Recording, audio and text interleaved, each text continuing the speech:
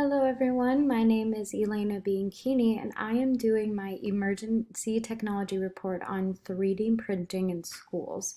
For this presentation, I was experimenting with Prezi, never used that before, it's been really great, and I also used Screencast to record, which is also a really cool piece of technology that I did not know of.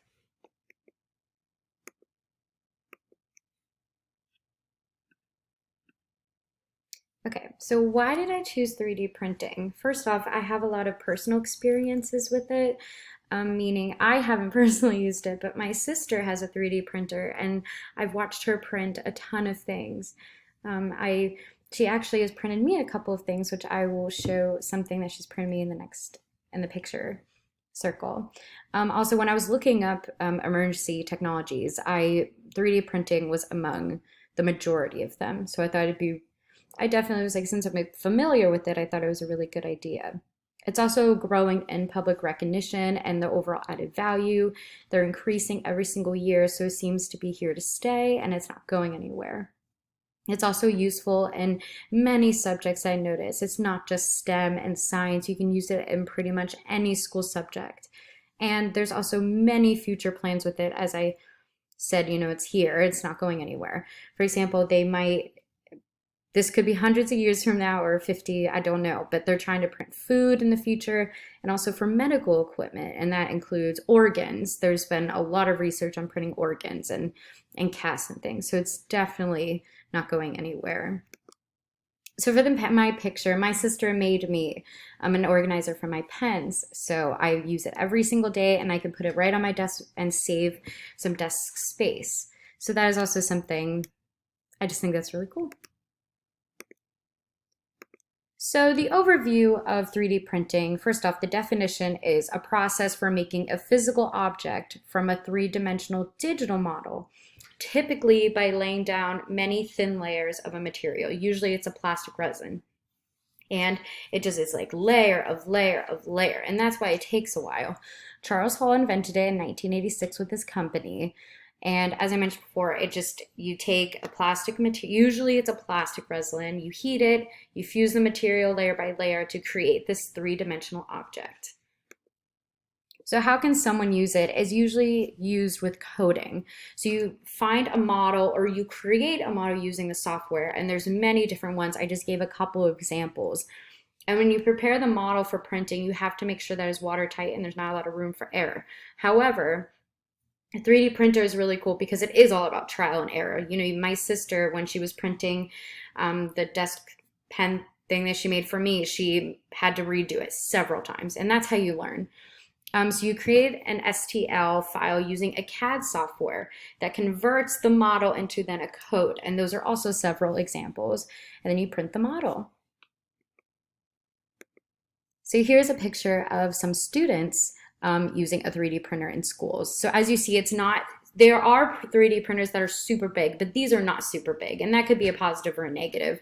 There are some limitations with the size, but I think it's perfect for a classroom. And then here is a diagram that I found that also explains the processes. So you have the CAD file, and so the software part, and then you go into the hardware, which you go into the actual 3D printer, which is all the layers.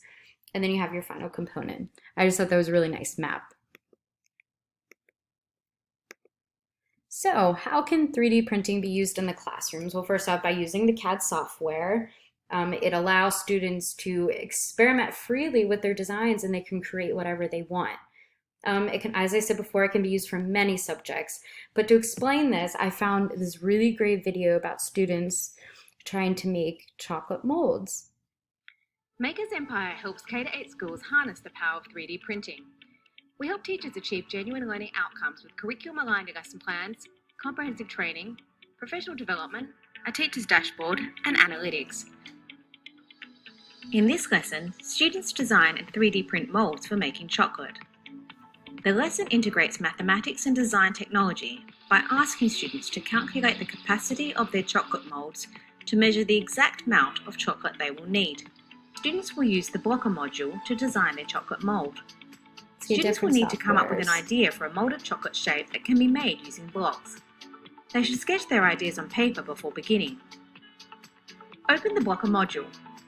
Select the size blocks you will use to create your chocolate Here's mold. the software that you'd use on Note iPad or that the block computer. sizes in this module range for 1mm cubed to 5mm cubed. The grid on the design plate is marked in 1mm squares. This will be important when students are calculating the capacity of their molds.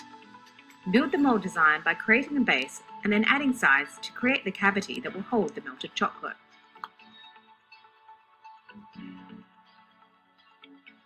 Students will now need to calculate the capacity of the cavity in their chocolate mold. They need to show their calculations clearly. The molds are now ready to be printed.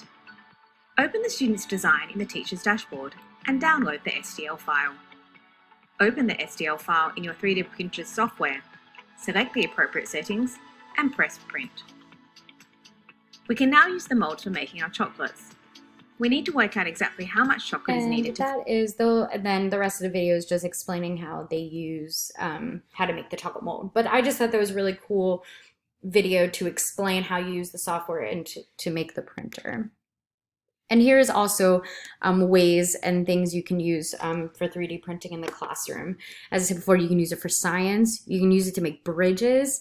You can use it for, for dinosaur unit. That's really cool to make like fossils and maps, and even for food, like to create cupcake liners. There's so many great things to experiment with the 3D printer in the classroom. So some benefits, some of them are repeats, but first off, it allows students to be artists and inventors and to create their own projects, and it allows them to use their creative thinking. It engages many different types of learners, which I'll explain more on the next slide. It improves student participation. There's been a lot of teachers that have expressed how wonderful it is and how students that are reluctant to participate are now participating. It promotes active learning, problem-solving skills. There's also new skills, which is really cool for teachers and students. So the teachers get to learn how to use this software as well. You can use real-life experiences and work with others to collaborate on projects. And it's also so much fun and exciting. It's very entertaining. And I think that also it piques the interest of students. So for some learning styles, as I mentioned, a 3D printer facilitates learning experiences to accommodate learning styles and many learning styles.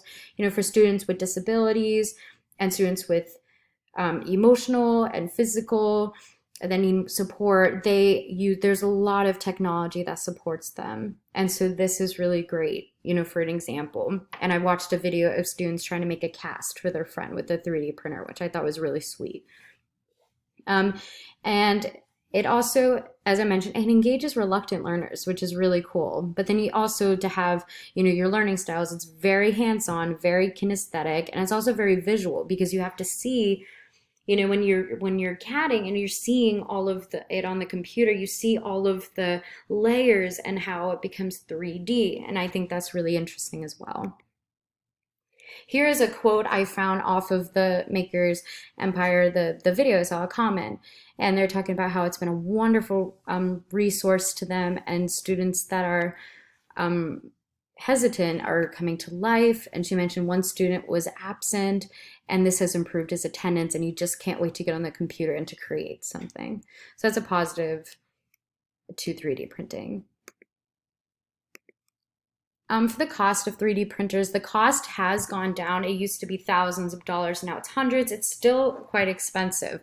But as of June of this year, there are some cheaper options. And as you can see, these are they're $200 to plus dollars. And usually they're not more than $500 or $400 unless you get a really, really big one. So they're definitely still expensive. Like think about for a school to have them in every single classroom. That is definitely expensive. You also have to have the spools with all the material of the filament, which is between $20 and $30. So you have to replace that often depending on how much you use the printer. What's really cool though is it is on Amazon. So it is available on Amazon. I think that's really cool. So some concerns, there are definitely some concerns. So there's a high energy consumption, which isn't that great. And then the cost too. We talked about, they're definitely really expensive. And you also have to keep in mind that you need the computers and the iPads as well. And a lot of school districts do not have that resource. And so that goes to limited materials. Some people are worried about when I was researching that it can create too much plastic, especially with the trial and error. You're just printing a bunch of plastic, which isn't that great for the environment. But also, I've had some people say that it will help. Um, so it just depends on matters of opinion. But that definitely is something to consider with all the plastic. And it's also slow. I've seen my sister print things that would take hours, but they're definitely getting faster as it increases. I see 3D printing going really far in the future. It is definitely a growing project. It's here to stay. It's not going anywhere. There's many summer camp options that students are participating in. If they don't have one in their schools, they're definitely having some summer camp opportunities. In Singapore and in the UK, their goal is to try to have at least one 3D printer in each primary school in the next 5 to 10 years. The UK plans to manufacture the same in 2025, which is coming up pretty soon. It's in 5 years. So I think within the next 5 to 10 years, we're going to see a lot more 3D printers in the schools. Several colleges have a 3D printer, especially robotics and engineering. And also, the sales of printers are going up every year. There's about 200,000 printers that are being sold, that were sold so far. So it's also going up. So then when they go up, the value will go down. So this is a map that I found of all of the schools that have said that they have a 3D printer. So it might not be all of them, but as you see there, every state has at least one 3D printer.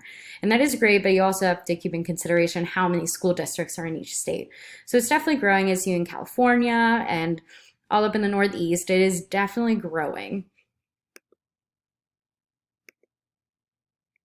So, how do I keep up to date with technology?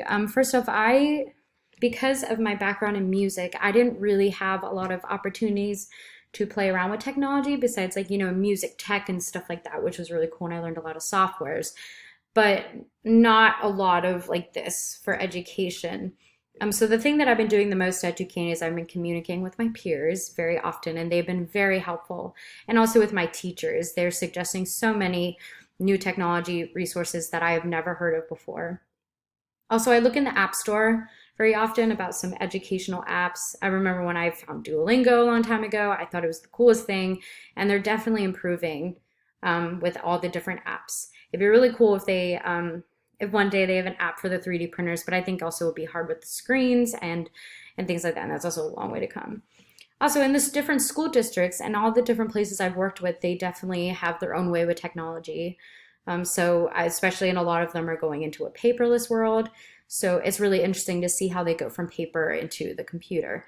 And lately, I've been learning a lot from my students. I've learned a lot of the different sources of technology and from their different school districts that they go to because I work at a daycare. Every school district operates very differently. I still have more to do to keep up to date with technology, but I think that's a really great start. And I've learned a lot, especially from this class.